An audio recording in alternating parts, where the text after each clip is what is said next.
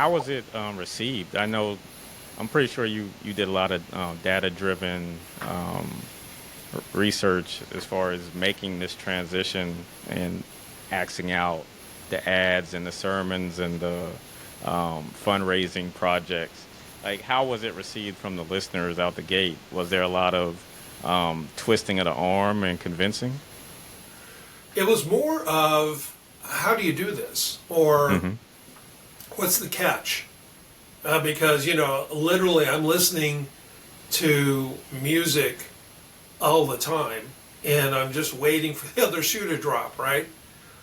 So the audience has been, we've grown to over 90,000 listeners in a year with very little marketing, and it's all been because listeners are telling friends, hey, finally I can get out from this theme of basically always being asked for money on a traditional station, but just listening to the inspiration of Christian music. And it doesn't have all the interruptions and the annoyances. So the listeners have really embraced it, and I get a ton of very rewarding communications coming back. Now the industry, on the other hand, is not necessarily there. I was just at a Christian radio owners conference in Orlando, and they brought in this speaker from India, LeTroy, and this guy was going to talk for an hour on AI.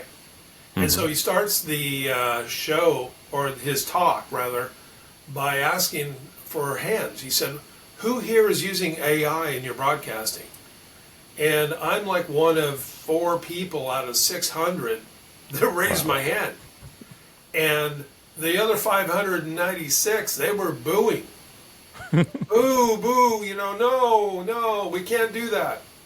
And that was indicative of me that the industry has a long way to go in really catching up to the technological changes and advantages that are out there.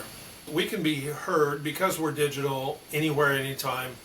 We have free phone app on either Apple or Google's Play Store. You can go to your smart speaker like Alexa and say, play Worship Road Radio. pushplaypods.com